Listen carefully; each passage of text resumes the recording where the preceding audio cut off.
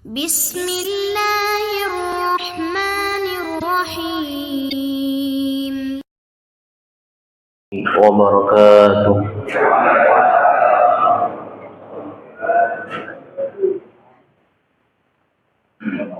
Alhamdulillah. Alhamdulillahilladzi ahyana ba'da ma amatana wa ilaihin nusyur. Alhamdulillahilladzi rudda alaina ruhana wa afana. Wa ashhadu an la ilaha illallah wahdahu la syarika lah. Wa ashhadu anna Muhammadan abduhu wa rasuluhu la nabiyya wa la rasula ba'dah.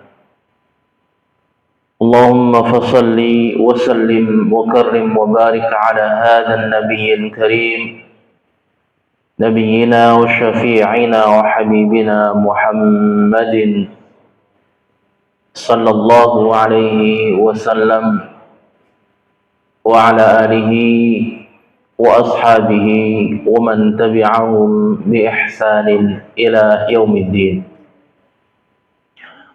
Amma ba'du, ma'asyiral muslimin, jamaah salat subuh yang dimuliakan Allah Subhanahu wa taala. Rasanya lama ya kita nggak ketemu ya. Terakhir kita ketemu tahun yang lalu. Dan itu juga terasa lama karena memang di bulan Desember itu ada 5 pekan ya. Jadi di beberapa tempat kajian-kajian saya itu memang jedanya terasa lama nggak ketemu kan. Apalagi di tempat-tempat tertentu itu mintanya liburan akhir tahun gitu. Alhamdulillah di sini nggak ada libur ya. Jamaah yang dimuliakan Allah Subhanahu wa taala, jika masih ingat apa yang kita sampaikan pada pertemuan yang lalu, bahwa di pertemuan yang lalu kita telah membahas salah satu perang yang terjadi di masa Rasulullah SAW dan dialami oleh beliau secara langsung, yaitu perang yang dinamakan dengan perang Bani Mustalik atau perang Quraisyah. Sebagaimana yang sudah saya sampaikan, pada dasarnya sebenarnya perang itu bukan perang besar. Perang Bani Mustalik itu bukanlah perang besar dan tidak sebesar perang Badar dan juga perang Uhud serta perang-perang yang lainnya. Akan tetapi saya ingin mengingatkan kembali karena di situ ada kejadian-kejadian penting yang disebabkan oleh ulah orang-orang munafik, maka perang ini kemudian juga layak untuk disebutkan dan dibicarakan dalam buku-buku sejarah Islam. Salah satu di antara peristiwa penting yang disebabkan oleh orang-orang munafik pada perang ini adalah hampir terjadinya perpecahan, peperangan antar kaum muslimin itu sendiri, antar orang-orang muhajirin dan orang-orang ansar. Dan itu terjadi pada saat Rasulullah dan para sahabat pulang dari perang Bani Mustalik. Peristiwa yang kedua adalah peristiwa yang akan kita bahas pada pagi hari ini. Sebuah peristiwa yang dinamakan dengan hadisatul ifki, yaitu berita bohong. Dan berita bohong itu kalau kita gunakan istilah saat ini ya, berita hoax atau berita hoax. Ya, jadi berita bohong itu kan sama kan, beda bahasa saja kan, beda istilah saja. Di mana peristiwa hadisatul ifki, bencana hoax, berita bohong ini juga terjadi dalam perjalanan pulang setelah Rasulullah dan para sahabat melakukan sebuah perang yang dinamakan dengan perang Bani Mustalik, di mana peristiwa ini kemudian diabadikan oleh Allah Subhanahu wa taala dalam surat Al-Qur'an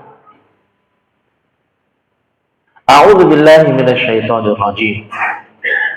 Innal ladzina ja'u bil ifki usbatun minkum. La tahsabuhu syarran lakum bal huwa khairun lakum. Likulli imri'in minhum maktasaba minal itsm. Walladzi tawalla kibrahu minhum lahu 'adzabun 'adzim. Sesungguhnya orang-orang yang membawa berita bohong, ja'u bil ifki, judulnya kan hadisatul ifki. Nah, karena kata-kata al-ifk itu ada dalam Al-Quran. Innal ladzina ja'u bil ifki, mereka yang datang dengan membawa berita bohong, usbatun minkum, pada dasarnya mereka adalah dari golongan kalian juga. La tahsabuhu syarran lakum, janganlah kalian mengira bahwasanya peristiwa itu merupakan suatu keburukan untuk kalian. Bal huwa khairul lakum, tapi itu adalah sebuah kebaikan untuk kalian. Ini yang penting. Likulli imri'in maktasaba minal itsmi. Masing-masing orang yang ikut serta dalam penyebaran berita hoax ini, berita bohong ini, mendapatkan balasan, mendapatkan dosa atas apa yang telah mereka lakukan, atas apa yang mereka kerjakan. Tapi perhatikan, walladzi tawalla kibrahu minhum lahu 'adzabun 'adzim. Sedangkan orang yang mengambil bagian besar dalam penyiaran berita itu, maka dia mendapatkan azab yang besar. Jadi jemaah yang dimuliakan Allah Subhanahu wa ta'ala, sekilas ketika kita berbicara tentang berita hoax, berita bohong, di mana berita itu berseliweran dalam diri kita, berseliweran di sekitar kita kan. Kalau tidak percaya silahkan nanti, jangan sekarang ya, nanti dibuka HP-nya, pasti ada berita hoaxnya di situ. Silahkan dibuka HP-nya nanti, pasti ada berita yang nggak benar di situ, berita yang bohong. Bisa jadi berita yang benar-benar bohong, ataupun berita yang memang disalahfahami kemudian menjadikan berita hoax. Maka kalau kita lihat ayat ini, orang-orang yang ikut serta menyebarkan berita bohong itu mendapatkan dosa. Makanya tema ini kemudian menjadi penting bagi kita, agar kita senantiasa selektif dalam menyebarkan setiap informasi yang datang kepada kita semuanya. Jadi ada masuk kepada kita, ke HP kita berita nggak benar, kita tanpa cross check dan seterusnya share ke sana kemari, nah ini dapat dosa juga. Kalau kemudian itu memberikan dampak yang buruk, yang tidak baik bagi kaum muslimin kan. Sedangkan orang-orang yang membuat berita itu, jadi kadang itu kan berita viral itu kan kadang-kadang disebarkan setiap saat oleh grup-grup kan gitu. Tapi orang yang pertama kali membuat berita itu, mereka mendapatkan dosa yang jauh lebih besar. Nah, makanya hati-hati terkait dengan informasi. Itu kaitannya dengan dosa. Jemaah yang dimuliakan Allah Subhanahu wa ta'ala, ini agak panjang ceritanya. Mudah-mudahan ini tidak berupa dongeng sebelum tidur ya. Saya yang dongeng, jamaahnya tidur kan. Mudah-mudahan tidak seperti itu. Karena memang ya ini benar-benar cerita dan panjang, makanya saya coba susut per poin biar lebih mudah untuk difahami. Jadi jemaah yang dimuliakan Allah Subhanahu wa ta'ala, kisah ini bermula ketika Aisyah radhiyallahu anha, istri Nabi, ikut serta dalam perang yang dinamakan dengan perang Bani Mustalik. Jadi Rasulullah itu setiap hendak perang, ya karena memang perang itu perjalanan panjang, perjalanan melelahkan, penuh dengan resiko, maka beliau tidak mungkin mengajak seluruh istrinya, semua istrinya. Ketika sebelum perang beliau selalu mengundi siapa yang ikut dalam perang tersebut. Dan pada saat itu yang dapat adalah Aisyah radhiyallahu anha. Nah, saat perjalanan pulang, kemarin sudah kita bahas ya, ada peristiwa hampir bentrok, hampir perang sesama kaum muslimin gara-gara provokasi orang munafik.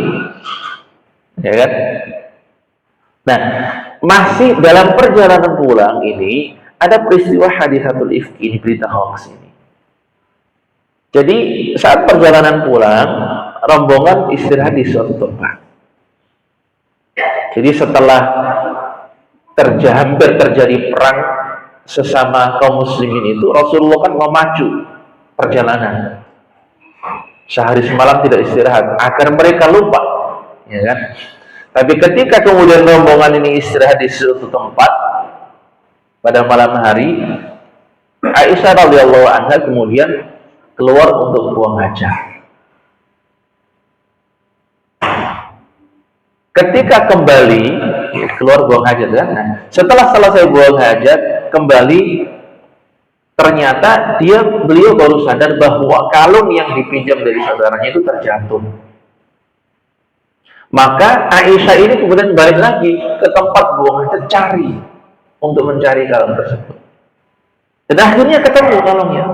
Tapi ketika Aisyah ini kembali ke tempat berkumpulnya para sahabat kaum muslimin, ternyata rombongan sudah jalan. Yang bisa dikatakan ada sebuah rombongan dalam sebuah perjalanan di rest area, kemudian ada yang tertinggal. Nah, itu ceritanya. Ya, kalau yang viral di media itu kan ada rombongan istrinya kemudian ke rest area, kemudian rombongan berangkat lupa kalau istrinya ketinggalan di sono kan begitu. Tapi ini tidak diniatkan dan itu bukan kelalaian Nabi. Jadi setelah Aisyah kembali ke tempat tersebut, ternyata rombongan sudah berangkat. Kenapa itu bisa terjadi? Jadi mereka ini atau Aisyah ini kan menaiki kendaraan yang di atasnya itu ada kayak tenda gitu ya, yang dinamakan dengan haudaj. Bahasa Arabnya haudaj, kalau diterjemahkan itu sekedup kan gitu. Ya, jadi sekedup ini ketika istirahat kan diturunkan, masih ada orangnya, diturunkan oleh para sahabat dari kendaraan. Setelah turun baru kemudian Aisyah keluar. Nah, ketika hendak jalan lagi, para sahabat naikin lagi ini sekedup. Ya kan? Mereka tidak mengira dan tidak menyangka kalau ternyata di dalam sekedup itu ternyata nggak ada orangnya. Mereka nggak tahu kalau Aisyah belum masuk, karena memang pada saat itu tubuh Aisyah masih kurus, masih istilahnya masih masih muda dan masih kurus lah, nggak terasa. Karena yang ngangkat beberapa orang, tidak hanya satu orang. Menganggap Aisyah sudah di dalam, kemudian dinaikkan kendaraan, udah rombongan berangkat. Makanya Aisyah ketika tiba di tempat kumpul para sahabat tadi, di rest area tadi, jamaah para sahabat sudah berangkat, ketinggalan. Dan jemaah yang dimuliakan Allah Subhanahu wa taala, maka Aisyah kemudian duduk di bawah pohon. Ya duduk udah. Karena beliau sangat yakin bahwa nanti kalau Rasulullah sadar bahwasanya istrinya ketinggalan, ataupun kalau ada sahabat yang sadar ada yang ketinggalan, pasti akan dicari dan ketemu kan begitu. Akhirnya duduk. Qadarullah, beliau ini kemudian ngantuk banget dan tertidur. Ya, dalam perjalanan panjang kan kita yang perjalanan jauh menggunakan kendaraan yang mewah, kendaraan yang AC aja kan juga capek, apalagi ini kendaraan hewan, unta kan begitu. Beliau tertidur. Nah, jemaah yang dimuliakan Allah Subhanahu wa taala, pada saat itulah kemudian datang seorang sahabat yang bernama Safwan bin Mu'attal. Sahabat Nabi yang berada di belakang. Ada riwayat yang mengatakan ya memang Rasulullah mengutus sahabat ini untuk nyisir barangkali ada yang ketinggalan, atau ditugaskan agar jika ada musuh dari belakang, informasi cepat nyampe ke beliau. Ada lagi buku sirah yang mengatakan bahwasanya Sofwan ini ngantukan, sehingga karena ngantuk ketinggalan juga. Ada riwayat yang mengatakan seperti itu. Nanti silakan dibaca buku-buku sirah, akan nemu hal-hal seperti itu. Nah, ketika Sofwan ini melihat ada orang duduk di situ, terdiri di situ, kemudian beliau lihat. Ketika beliau menyadari bahwasanya yang ada sendirian di tengah malam itu adalah istri Nabi Aisyah radhiyallahu anha, beliau tidak mengucapkan sepatah kata pun, tidak mengucapkan kata-kata yang lain, hanya mengucapkan kalimat al-istirja, inna lillahi wa inna ilaihi raji'un. Ya tentunya beliau kaget kan. Bagaimana mungkin ini seorang istri Nabi kok bisa sendirian, bisa tertinggal. Beliau tidak mengucapkan kata apa-apa, hanya inna lillahi wa inna ilaihi raji'un. Jadi ingat, ini yang perlu diperhatikan. Tidak mengucapkan kata-kata apapun. Bayangkan kalau kemudian itu terjadi sekarang, pasti banyak pertanyaannya daripada jawabannya. Kenapa bisa tertinggal? Bagaimana ceritanya? Bagaimana? Oh, pokoknya banyak lah. Tapi Sofwan tidak seperti itu. Beliau hanya mengatakan inna lillahi wa inna ilaihi raji'un. Kemudian menundukkan kendaraannya onta, dan Aisyah naik ke kendaraan. Aisyah naik onta, Sofwan bin Mu'attal berjalan kaki nuntun onta tersebut. Jadi sebuah akhlak yang sangat luar biasa, baik dari Aisyahnya maupun dari Sofwannya. Ketika Sofwan mengucapkan kata itu, Aisyah pun juga tidak mengucapkan kata-kata apapun. Jadi Sofwan diam nggak ngomong, Aisyah juga diam, udah selesai. Makanya coba dibayangkan kalau itu terjadi sekarang, pasti ngomongnya kemana-mana, ngobrol panjang lebar itu, seterusnya. Nah, inilah salah satu di antara akhlak yang sangat luar biasa. Sehingga jemaah yang dimuliakan Allah Subhanahu wa taala, peristiwa ini kemudian menjadi buah bibir di kalangan penduduk Madinah. Jadi meskipun kemudian sampai rombongan ini sampai ya, ketemulah dengan yang lain para sahabat radhiyallahu anhu. Nah, berita ini kemudian tersebar di masyarakat. Termasuk juga tersebar di kalangan orang-orang terdekat Nabi, orang-orang terdekat Aisyah, orang-orang terdekat para sahabat-sahabat senior. Apalagi kemudian berita ini dibumbui dengan tambahan-tambahan yang tidak perlu oleh seorang munafik yang bernama siapa? Abdullah bin Ubay bin Salul. Dibumbui lah itu. Nah, jemaah yang dimuliakan Allah Subhanahu wa taala, karena informasi ini tersebar dahsyat, tersebar luar biasa, ya sama seperti di era kita saat inilah ya. Ada berita yang luar biasa viral dan seterusnya kan, rame dibicarakan di medsos kan. Andaikan di zaman itu sudah ada medsos, itu lebih heboh lagi. Tidak hanya di kota Madinah, seluruh dunia akan heboh gitu. Bahwasanya beritanya ini istri Nabi berzina kan, begitu kan. Dan memang berita itu yang disebarkan.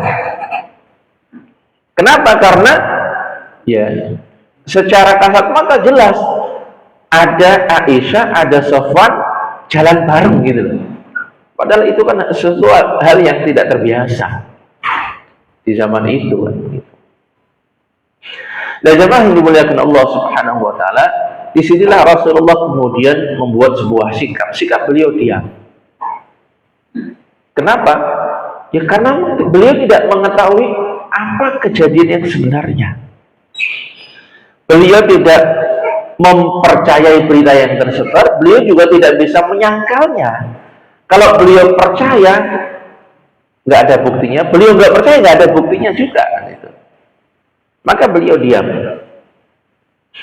Sehingga beliau kemudian mengumpulkan para sahabatnya untuk dimintai pendapat. Nah, disinilah kemudian ada hal-hal yang dibesar-besarkan dan juga diputarbalikkan oleh orang-orang yang tidak suka dengan kaum muslimin dan para sahabat, termasuk mereka yang tidak suka dengan Aisyah. Salah satu di antara orang yang dimintai pendapat itu Ali radhiyallahu anhu.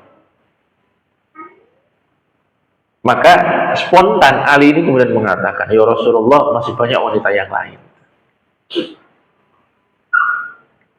Ya, intinya secara tidak langsung ya ceraikan aja, masih banyak yang lain itu. Inilah yang kemudian disalahgunakan oleh orang-orang Syiah, orang-orang yang tidak suka dengan Aisyah. Bahwasanya itu Ali itu nggak suka sama Aisyah kan gitu. Buktinya apa? Buktinya nyuruh Nabi untuk menceraikannya. Meskipun ini kan pendapat, ya kan? Dan Rasulullah kan tidak melaksanakan secara langsung. Rasul juga minta pendapat yang lainnya kan? Ya kan? Ya, akhirnya Rasul juga tidak sampai menceraikan. Nah, sebagian pendapat yang lain minta Rasulullah tetap mempertahankan dan seterusnya. Dan itulah Rasulullah. Beliau meskipun seorang Nabi tetap minta pendapat dari orang lain. Nah, jemaah yang dimuliakan Allah Subhanahu wa taala, ketika ada berita yang begitu dahsyat, berita yang heboh tersebar di masyarakat terkait dengan isu-isu seperti itu, orangnya nggak tahu. Aisyah itu nggak tahu kalau ada isu seperti itu. Jadi beliaunya nggak tahu. Kenapa? Karena setelah kejadian itu, Aisyah ini sakit, berdiam diri di rumah, nggak kemana-mana. Ya kalau saat ini orang saya tidak kemana-mana, justru waktunya pegang HP kan. Makanya orang sakit sekarang lebih lama sembuhnya itu kenapa? Karena ketika sakit itu banyak informasi yang masuk gitu. Ya bukan istirahat, tapi malah justru waktunya mau memperbanyak pegang HP dan seterusnya. Jadi Aisyah sakit. Nah, informasi itu diketahui ketika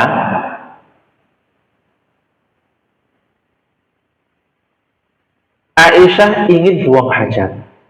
Aisyah ingin keluarlah. Waktu itu kan belum ada WC, belum ada toilet di rumah. Jadi kalau mau buang air kan harus keluar.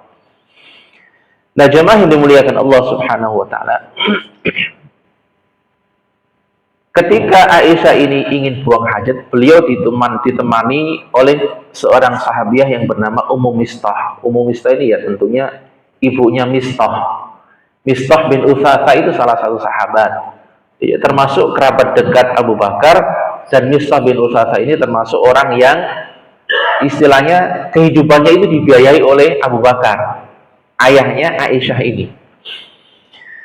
Jadi ketika buang hajat tersebut, Mistah bin Utsatsa ini tersandung kemudian mau jatuh, dan ya sebagaimana kita ketahui orang kalau mau jatuh itu kan mengucapkan kata-kata yang dinamakan dengan latah kan gitu. Disitulah Ummu Mistah ini kemudian mengatakan sesuatu yang tidak layak untuk dikatakan. Dia mengatakan celakalah Mistah bin Utsatsa kan gitu. Jadi seakan-akan dia ini menghina, menghujat anaknya sendiri. Maka ditegur oleh Aisyah, itu buruk sekali yang engkau katakan ini. Nah, baru kemudian disampaikan, apakah engkau tidak tahu berita yang tersebar dan seterusnya. Baru kemudian diceritakan. Nah, disitulah Aisyah baru tahu ternyata ada isu yang begitu besar di luar yang selama ini tidak dipahami. Aisyah hanya merasakan bahwasanya Rasulullah kok agak berbeda dari biasanya. Itu saja. Jadi agak berbeda lah, agak kaku, artinya tidak selembut biasanya. Baru setelah itu, setelah mendengar itu, Aisyah semakin parah sakitnya kan begitu. Jadi nggak ada isu aja sakit, apalagi ada isu seperti itu. Makanya kalau kemudian kita sakit, keluarga sakit, mestinya istirahat juga dari HP, biar tidak tambah sakit kan begitu kan. Ya, gitu. Jadi tambah sakit, kemudian minta izin kepada Rasulullah untuk pulang ke rumah orang tuanya. Izin. Nah, di rumah orang tuanya Aisyah juga berkomunikasi dengan ayahnya Abu Bakar, dengan ibunya dan seterusnya. Tapi ya mereka tidak bisa berbuat apa-apa. Kenapa? Karena informasinya sudah tersebar dahsyat hebat dan tidak ada yang bisa membuktikan ini benar apa salah. Nah, jamaah yang dimuliakan Allah Subhanahu wa taala, pernah Rasulullah ini kemudian datang menemui Aisyah. Karena Rasulullah ini bersikap netral, tidak memahami yang terjadi, maka beliau mengatakan yang intinya begini, wahai Aisyah, jika memang engkau tidak melakukan apa yang dikatakan oleh masyarakat, yakinlah bahwasanya Allah pasti akan menurunkan firman-Nya untuk membersihkan dirimu. Tapi jika memang engkau melakukannya, bertobatlah kepada Allah Subhanahu wa taala. Sebuah pernyataan yang netral ya. Jadi kalau melakukan, bertobat, kalau enggak, insya Allah pasti akan datang pembersihan dari Allah Subhanahu wa taala yang membersihkan nama Aisyah radhiyallahu anha. Tapi ternyata Aisyah setelah mendengar kata-kata dari Rasulullah, beliau semakin sedih kan. Beliau menganggap bahwasanya suaminya juga tidak mempercayainya kan. Bahkan ketika Aisyah menyampaikan kepada orang tuanya juga mengatakan, ya andaikan aku mengatakan tidak melakukannya, kalian tidak akan percaya. Andaikan aku mengatakan melakukannya, kalian pasti akan percaya. Jadi udah, mending diam saja. Jadi berita ini sangat luar biasa. Nyaris 1 bulan itu situasi dan kondisi Madinah itu mendung, tidak ada banyak aktivitas. Yang ada hanya percakapan antar satu orang dengan orang yang lain terkait dengan hal ini. Termasuk seorang suami istri, pasangan suami istri juga ngobrol terkait dengan hal ini. Sehingga jadi sahabat yang lain juga saling nanya, ini gimana kalau misalkan, sehingga ada yang kemudian meyakinkan betul bahwasanya tidak mungkin Aisyah itu melakukan hal seperti itu. Nah, jemaah yang dimuliakan Allah Subhanahu wa taala, setelah berjalan lama dan Rasulullah semualah menunggu informasi, menunggu datangnya wahyu, akhirnya ternyata yang ditunggu-tunggu tiba. Allah kemudian menurunkan firman-Nya yang berisi tentang pembebasan Aisyah dari berbagai macam tuduhan yang dikeluarkan oleh orang-orang munafik tadi itu. Nah, baru kemudian Rasulullah kemudian keluarganya Aisyah mengatakan, bergembiralah wahai Aisyah. Tapi ternyata Aisyah ini masih emosi, bersedih kan, sebagaimana kita ketahui beliau ini kan istri Nabi yang pencemburu luar biasa kan, emosinya luar biasa. Meskipun beliau sangat cerdas ya. Nah, setelah turun ayat ini dan Rasulullah pun mengatakan bergembiralah, bahkan orang tuanya mengatakan sambutlah Rasulullah kan, dan seterusnya. Beliau ini masih marah, Aisyah masih marah. Aku tidak akan memuji siapapun kecuali hanya Allah Subhanahu wa taala. Ya, artinya masih marah juga dengan Nabi kan begitu. Jadi tidak seakan-akan tidak mempercayai istrinya kan. Tapi sebagaimana yang saya sampaikan, Rasulullah kan hanya menyampaikan sikap yang netral saja kan begitu. Jika benar maka ayat akan turun, jika tidak, jika benar maka bertobatlah, jika tidak maka ayat akan turun kan begitu. Nah, jemaah yang dimuliakan Allah Subhanahu wa taala, setelah peristiwa itu dan Allah menurunkan firman-Nya, ayatnya tentang pembersihan nama Aisyah radhiyallahu anha, beliau tidak melakukan hal seperti itu. Lalu Rasulullah menghukum cambuk 80 kali orang-orang yang menuduh Aisyah berzina. Karena kalau kita pelajari ilmu fikih, dalam kitab fikih inilah yang dinamakan dengan al-qadzaf. Maka hukumnya adalah haddul qadzaf, hukuman bagi orang yang menuduh orang lain, menuduh orang baik-baik itu dengan tuduhan berzina. Jika seseorang itu menuduh orang lain berzina dan tidak bisa menghadirkan 4 orang saksi, maka berarti tuduhannya itu tidak benar, sehingga dia harus dicambuk 80 kali. Dan di antara yang dicambuk itu adalah Mistah bin Utsasah, keluarga di lingkungan Abu Bakar radhiyallahu anhu. Ya masih kerabatnya Aisyah juga kan gitu. Ada Hasan bin Thabit, ada Hamnah binti Jahash. Jadi karena mereka telah menyebarkan berita yang tidak benar, makanya hati-hati jika ada informasi masuk ke dalam HP kita berbicara tentang tuduhan bahwasanya orang ini selingkuh, orang ini seterusnya, hati-hati. Kalau kemudian kita ikut nyebar, berarti kita nuduh orang lain, ya kan? Ikut nyebar, apalagi sekarang nyebarnya lebih luar biasa. Bisa jadi sebuah peristiwa sudah selesai setahun 2 tahun yang lalu, tapi beritanya masih tersebar. Ya kan, semalam masuk lagi berita hoax ke HP saya. Nah, berita apa juga? Pernah lihat nggak video tentang Gunung Tangkuban Perahu meletus? Kemudian ada orang berlarian, ada dan seterusnya. Ya kan, semalam masuk lagi ke HP saya itu berita hoax, itu jelas-jelas hoax. Karena saya sudah pernah mendapatkan berita itu beberapa bulan yang lalu. Ada lagi, masuk lagi. Kenapa? Yaitu, jadi ada video kemudian dikasih komentar, tidak ada tanggal, tidak ada waktu, di-share. Kemudian yang lain share lagi, yang lain kirim lagi, nggak selesai. Sebagaimana kemudian ada yang mengatakan hari ini Bendung Katulampa siaga 1. Hari ininya itu kapan nggak jelas kan gitu kan? Iya kan? Sehingga ketika besok di-share hari ini terus nggak selesai. Makanya kalau kemudian ingin memberikan informasi yang baik kepada masyarakat dalam bentuk video, silakan disebutkan.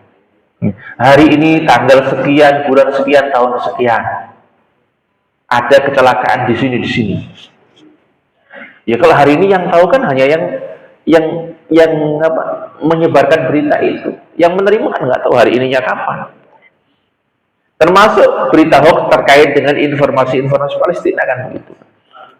Jadi nggak akan selesai. Sebagaimana juga ada informasi besok akan ada razia besar-besaran. Besok juga nggak akan selesai. Dikirim lagi besok terus kan gitu. Ya kan? Ya, sama seperti sebuah ungkapan yang dulu sering kita dengar gitu. Sekarang bayar, besok gratis kan gitu kan? Nah, jadi sekarang bayar, besok gratis. Ada orang datang baca warteg atau warung nasi, sekarang bayar, besok gratis. Besoknya dia datang baca, tetap sekarang bayar juga kan begitu kan? Nggak selesai kan? Jadi sekarang bayar, besok gratis. Jadi besoknya lagi datang lagi. Loh, kan katanya besok gratis ya, gratis kan besok kan.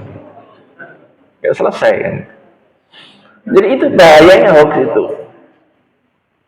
Bahkan sampai terkait dengan orang hilang misalkan food, itu mestinya juga harus diklarifikasi. Ada informasi masuk ke grup kita misalkan, orang hilang dan seterusnya. Kita sebar, kita bantu sebar. Mestinya yang pertama kali nyebar itu kemudian memberikan informasi orang ini sudah ketemu, begitu. Tapi enggak, orangnya sudah di rumah, orangnya sudah nggak ada masalah, udah ketawa ketiwi, beritanya masih berkeliaran kemana-mana kan. Nah itu diantara bahayanya, salah satu diantara bahaya informasi sekarang. Nah itulah jamaah yang dimuliakan Allah Subhanahu Wa Taala. Meskipun ya ada kejadian-kejadian kecil yang tidak saya sebutkan di sini, nanti silahkan dibaca buku-buku sirah. Termasuk diantaranya setelah peristiwa ini Abu Bakar itu kemudian berkomitmen, ya udah kalau gitu mulai saat ini saya nggak mau menafkahi lagi ini Mistah bin Utsasah ini kan gitu, yang tadi nuduh anaknya itu kan, yang kemudian ditegur oleh Allah dengan turunnya ayat Al-Quran, nggak boleh seperti itu. Jadi jamaah yang dimuliakan Allah Subhanahu Wa Taala, ada banyak hikmah dan pelajaran yang bisa kita ambil dari peristiwa ini, terutama di era kita saat ini. Makanya peristiwa ini kemudian layak untuk disampaikan kapanpun.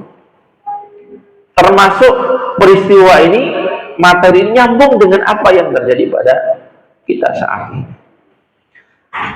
Hikmah yang pertama adalah bahwasanya, ini yang tadi sudah sempat saya singgung ya, Safwan bin Mu'attal, salah seorang sahabat yang memiliki akhlak dan etika yang luhur, sangat mulia sekali.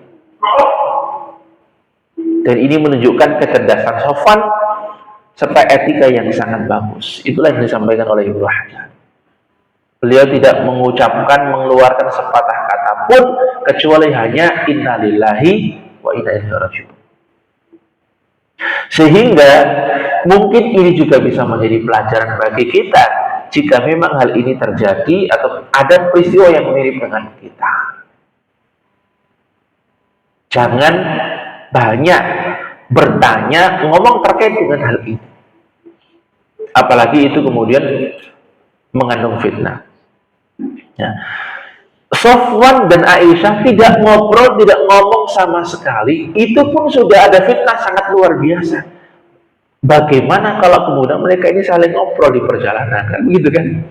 Fitnahnya akan jauh lebih besar lagi. Bagaimana kalau kemudian mereka ngobrol, mereka ngomong dan seterusnya, sampai itu kemudian terdengar oleh orang munafik. Beritanya akan jauh lebih dahsyat lagi, kan? Nah, sehingga memang keadaan kita ini perlu untuk diam, dan kadang diam itu bagian dari solusi dan permasalahan.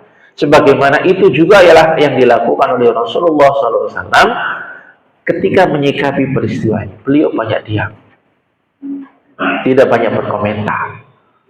Maka jika ada datang berita masuk ke dalam diri kita, ke dalam HP kita, kita masih belum tahu itu benar apa enggak, apalagi tidak ada kepentingan, tidak ada kebaikan kalau kita sebar, ya udah, cukup di kita, tidak perlu disebar. Kenapa? Kadang kita sebar itu kan ingin mendapatkan nama, kan, ya kan, ingin mendapatkan sum'ah saja, kan, agar kita dilihat orang yang baik lah istilahnya. Kan itu aja kan sebenarnya. Makanya kalau ada informasi seperti itu, ya cukup di kita. Kecuali ada informasi valid, benar, dan penting perlu disebar kepada masyarakat. Nah, itu baru. Jemaah yang dimuliakan Allah Subhanahu wa taala. Yang kedua, dari peristiwa ini dapat kita ambil pelajaran tentang sisi manusia Rasulullah Shallallahu alaihi wasallam. Nah, ini juga sudah sering kita sampaikan di tempat ini ya. Beliau ini adalah seorang nabi. Beliau ini seorang rasul. Tapi beliau ini juga seorang manusia biasa. Sehingga sifat-sifat manusiawi beliau itu masih ada. Dan di antara sifat manusia itu, ya tidak bisa mencari tahu, tidak bisa menjudge bahwasanya ini benar, ini salah, nggak bisa. Ketika ada datang informasi yang sampai kepada kita, datang informasi yang tidak jelas kepada kita nggak bisa ngapain. Dan yang kedua, salah satu sifat manusia beliau ikut sedih juga, ikut minta pendapat kepada masyarakat, ikut minta pendapat pada sahabat. Ini bagaimana seperti ini? Meskipun pendapat itu kemudian tidak banyak membantu, kan?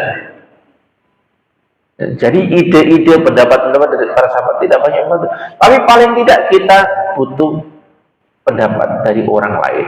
Siapa tahu pendapat orang lain itu kemudian juga bisa membantu kita, paling tidak menenangkan hati kita, atau bahkan justru memberikan solusi untuk permasalahan kita. Jadi beliau ini seorang manusia biasa. Disinilah kemudian bahwa beliau ini layak untuk jadi teladan.